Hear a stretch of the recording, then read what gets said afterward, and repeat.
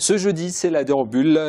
Pour la 3e année, la fête organisée par la mairie de Brest doit permettre aux étudiants brestois de trouver leur marque dans la ville. Anna Meignier, bonjour. Bonjour. Vous êtes étudiante, mais aussi vice-présidente de l'Université de Bretagne occidentale. Vous participez au conseil d'administration. Alors, expliquez-nous votre rôle, justement, au sein de cette instance. Alors, le rôle des étudiants est de prendre des positions sur tout ce qui est décidé à l'UBO, donc que ce soit en matière de convention ou de budget. Et mon rôle de vice-présidente va au-delà, dans l'équipe de direction, d'apporter un regard étudiant sur toutes les décisions qui sont prises. Combien d'étudiants est-ce que vous représentez à ce conseil ? À peu près 20 000. Alors c'est la 3e édition de la déambule. On a rappelé le principe de cette fête. Quel est votre avis, vous, sur cette manifestation ? C'est une fête qui est assez sympathique, ça ouvre la ville aux étudiants, un accueil à la rentrée. Et puis c'est une ouverture culturelle parce qu'il y a du théâtre, de la musique. Donc c'est une fête qui est assez agréable. Alors, les fêtes étudiantes ont mauvaise renommée. Souvent, la déambule a été présentée un peu comme une alternative à ces fêtes un peu spontanées, sauvages parfois. Qu'est-ce que vous pensez sur cette question-là ?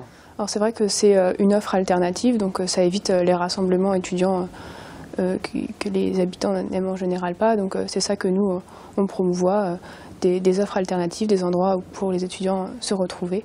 Et puis le tout accompagné de messages de prévention. Au bout de la 3e année, vous pensez que le principe fonctionne bien ? Le principe de la déambule, oui, je pense qu'il fonctionne bien.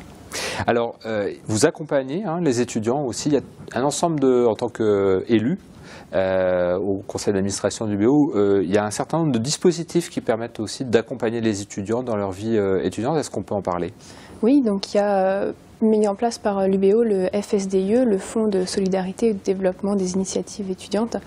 Donc c'est un fonds qui est abondé par les frais de scolarité. En fait, 16 € par étudiant partent dans ce fonds-là. Donc il y a une commission qui se regroupe et qui attribue des subventions aux projets étudiants. Alors justement, les frais de scolarité, on en parle en ce début d'année. Les étudiants ont fait ou viennent de faire leur rentrée et les frais d'inscription sont en hausse. Quelle est votre position sur ce dossier ? Malheureusement, ça devient une habitude, l'augmentation des frais d'inscription, de la sécurité sociale, du ticket de rue.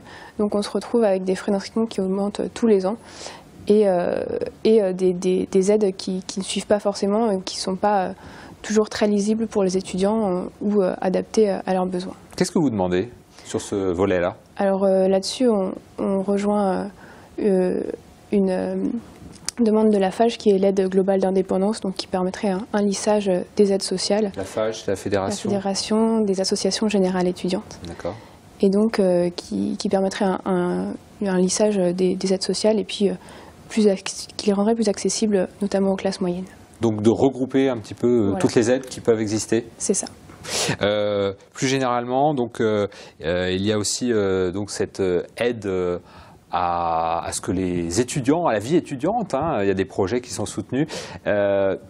Vous qui êtes immergé dans le monde étudiant brestois, est-ce qu'on est bien en étant étudiant à Brest ?